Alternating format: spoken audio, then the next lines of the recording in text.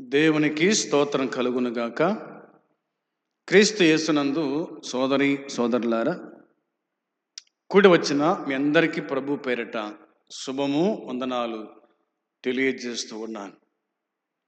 యోబు గ్రంథము 31వ అధ్యాయము ధ్యానం చేస్తూ ఉన్నాం. మొదటి వచనములో రాయబడిన మాట చదివి మరొకసారి ధ్యానం చేద్దాం. నేను నా కన్నులతో నిబంధన చేసుకుంటుని, కన్యకను నేనెలాగూ చూచుదును. ప్రభు సహాయం కోసమై ప్రార్థన. ప్రేమగల తండ్రి, నీ కొందనాలు, స్తోత్రములు, స్తుతులు చెల్లించుకుంటున్నాం. చదువుకున్న లేఖన భాగం దీవించండి, చదువుబోయే లేఖన భాగాలు దీవించండి. మా ఆత్మీయ జీవితానికి మేము అన్వయించుకొని విశ్వాస జీవితంలో బలపడే కృప దయచేయమని, దీనదాసుని మరుగుపరిచి మాట్లాడమని యేసయ్య నామములో అడిగి వేడుకుంటున్నాము తండ్రి, ఆమేన్. మొదటి అంశం మనం విన్నాం. నేను నా కనులతో నిబంధన చేసుకుంటుని అని యోబు పలికిన మాట, ఆ సందేశాన్ని వినగలిగినాం. రెండవదిగా, కన్యకను నేను ఎలాగూ చూచుదును అన్నాడు. కన్యకను నేను ఎలాగూ చూచుదును అని అన్నాడు. కన్యక అనగా వివాహము కాని వారిని కన్యక అని అంటారు. అవునా? యేసు ప్రభును కన్నటువంటి మరియా, ఆమె కన్యగా ఉన్నప్పుడు గాబ్రియల్ దూత ఆమె వద్దకు వచ్చినట్టుగా మనం చూస్తాం. ఇస్సాకు భార్య కన్యక. అవునా? సంఘము ఒక కన్యకగా పరిశుద్ధమైనదిగా ఉండాలని దేవుని వాక్యం మనకు చెప్తూ ఉంది. కన్యక అనగా ఏ పురుషుణ్ణి ఎరగంది, అపవిత్రం కాంది కన్యక అనే మాటలు బైబిల్లో మనకు చాలా కనిపిస్తూనే ఉన్నాయి. కాబట్టి కన్యకను నేను ఎలాగూ చూతును అని అన్నాడు. తర్వాతి కాలంలో క్రీస్తు కొండ మీద ప్రసంగములో వర్ణించిన అంతర్గత పవిత్రత యొక్క ప్రమాణాలకు యోబు కట్టుబడి ఉన్నాడు అనే మాటను జ్ఞాపకం చేశాడు. యోబు కట్టుబడి ఉన్నాడంట. నేను ఎలాగూ చూతును అనే దాన్ని బట్టి. మత్తయి సువార్త 5వ అధ్యాయం, ఇది కొండమీని ప్రసంగం. అవునా? మత్తయి సువార్త 5వ అధ్యాయము 28వ వచనంలో వ్రాయబడిన మాట మనం చదువుతున్నాం. నేను మీతో చెప్పున్నదేమనగా, ఒక స్త్రీని మోహపు చూపుతో చూచు ప్రతివాడు అప్పుడే తన హృదయమందు ఆమెతో వ్యభిచారము చేసిన వాడగును. నీ కుడి కన్ను నిన్ను అభ్యంతరపరిచిన ఎడల దాని పెరికి నీ యొద్ద నుండి పారవేయును. నీ దేహమంతయు నరకములో పడవేయబడకుండా నీ అవయవములలో ఒకటి నశించుట నీకు ప్రయోజనకరము కదా. నీ కుడి చేయి నిన్ను అభ్యంతరపరిచినలా దాని నరికి నీ యొద్ద నుండి పారవేయము.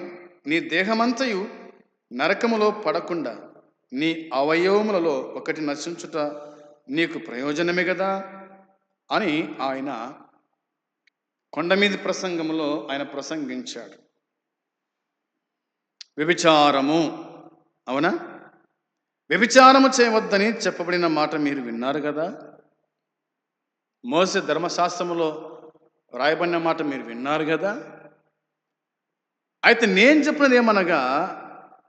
మీతో చెప్పినది ఏమనగా, ఒక స్త్రీని మోహపు చూపుతో చూచు ప్రతివాడు అప్పుడే తన హృదయమందు ఆమెతో వ్యభిచారము చేసిన వాడకు.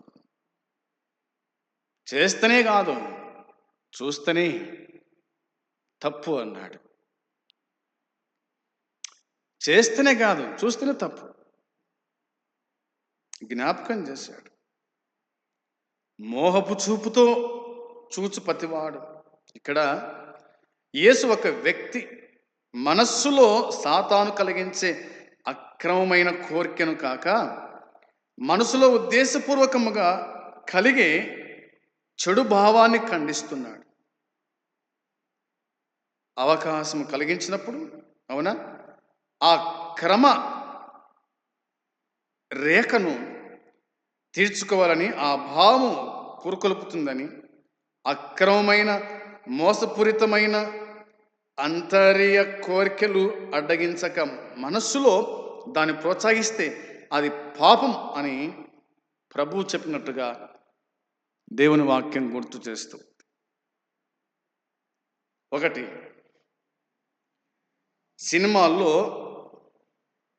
భూత చిత్రాల్లో ఉండే అసభ్యకరమైన సన్నివేశాలను చూచి ఆనందించకుండా క్రైస్తవుడు జాగ్రత్త పడాలి అనే మాట ఇక్కడ జ్ఞాపకం చేశాడు.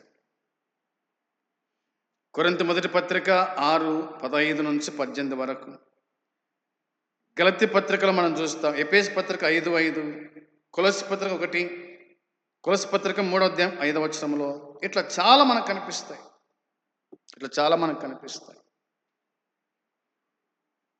ఇక స్త్రీ పురుషుల మధ్య ఉండే లైంగిక అపవిత్రతను కాపాడే భద్రత స్త్రీ పురుషులకు సమానంగా ఉంది. తన శరీర సౌష్ఠ్యము ఇతరులను ఆకర్షించేలా దుస్తులను ధరించడంలో పురుషుల్లో మోహం కలగకుండేలా వారిలో కామకత్వం ప్రోత్సహించకుండేలా స్త్రీ జాగ్రత్త పడాలన్నమాట కనిపిస్తుంది. వస్త్రధారణ వరకు చాలా జాగ్రత్తగా ఉండాలి. కొంతమంది వస్త్రధారణ పై కనిపించేటట్లుగా, ఈ నడుము భాగం కనిపించినట్లుగా, అవునా, ఈ తొడలు కనిపించినట్లుగా వస్త్రధారణ చాలా జాగ్రత్తగా ఉండాలి ఆడపిల్లలని దేవుని వాక్యమైన బైబిల్ చెబుతూ ఉంది. అవునా, వహించాలి ఖచ్చితంగా. కామాతురత కలిగించే విధంగా దుస్తులు ధరించడం అది పాపం అని బైబిల్ మనకు తేటగా గుర్తు చేస్తుంది. ఇలా చదువుదాం చూడండి ఒక మాట. తిమోతికి రాస్తూ పౌలు, తిమోతికి రాసిన మొదటి పత్రిక 2:9, 2వ అధ్యాయము 9వ వచనం చూడాలి. 2వ అధ్యాయము 9వ వచనాన్ని నేను మీకోసమై చదువుతున్నాను, విందాం.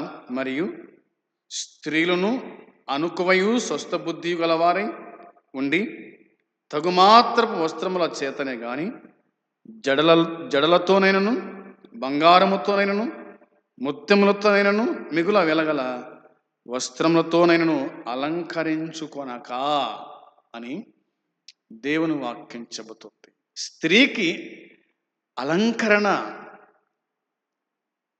తగుమాత్రం ఉండాలి అని దేవుని వాక్యం చెబుతున్నమాట. పౌలు చెప్పాడు.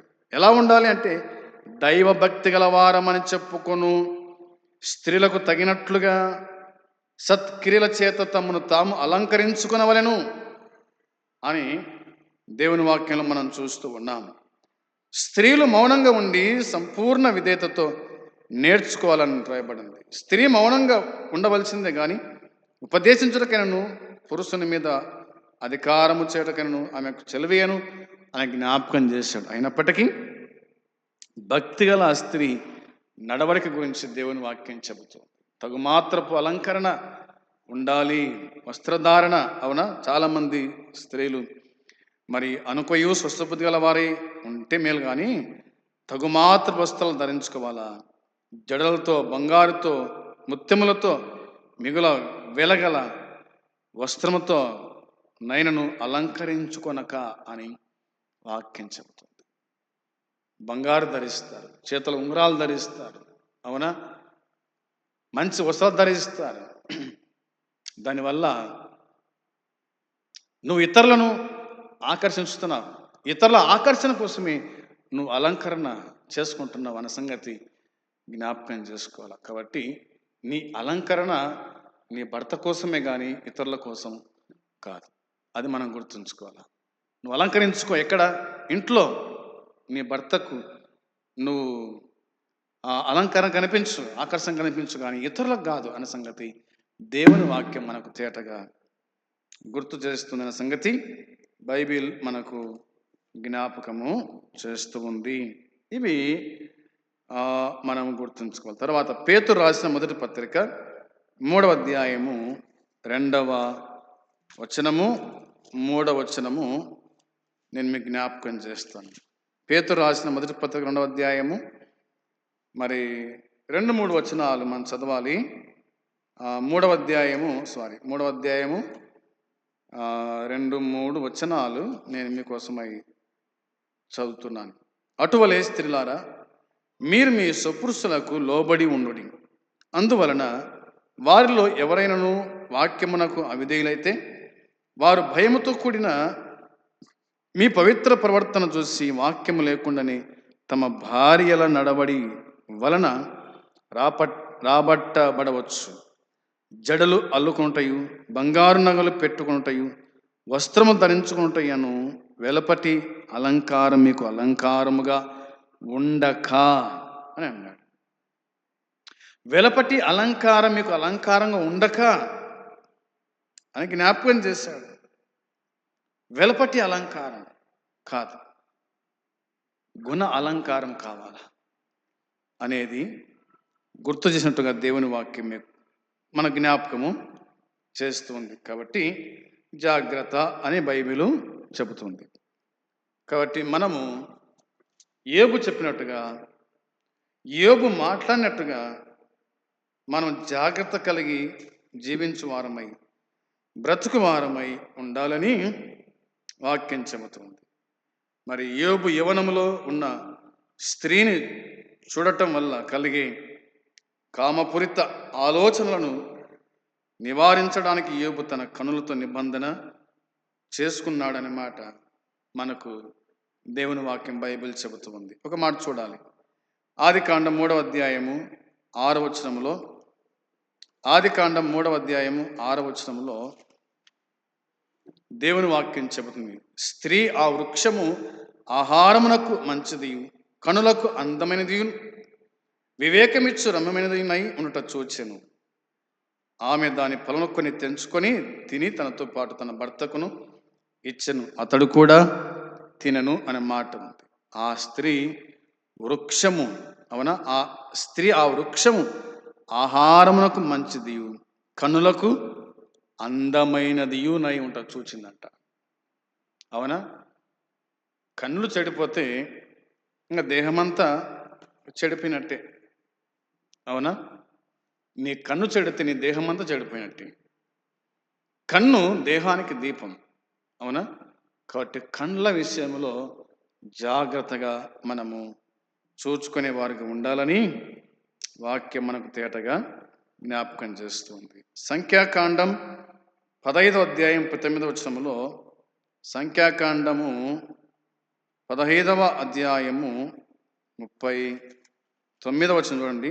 15:39వ వచనంలో రాయబడిన మాట, మీరు నా ఆజ్ఞలంటిని జ్ఞాపకం చేసుకొని మీ దేవునికి ప్రతిష్ఠితులై ఉండునట్లు మునుపటి వలె కోరిన వాటిని బట్టి చూచిన వాటిని బట్టి విభచరింపక దాన్ని చూచి యెహోవా ఆజ్ఞటిని జ్ఞాపకం చేసుకొని వాటిని అనుసరించుటకే అది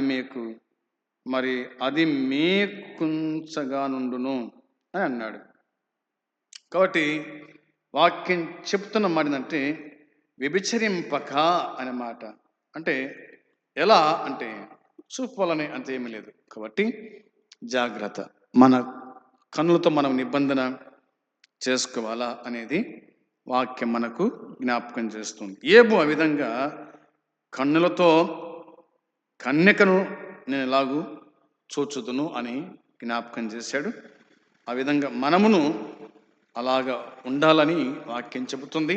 ఆ విధంగా ఉండడానికి దేవుడు మనకు సహాయం చేయునుగాక. ఆమేన్. ప్రేమగల తండ్రి, మీకు వందనాలు, స్తోత్రం, స్తుతులు చెల్లించుకుంటున్నాం. ఈ లేఖనం దీవించి ఆశీర్వదించారు. అనేకులు వినగలిగినారు, మీకు స్తోత్రాలు.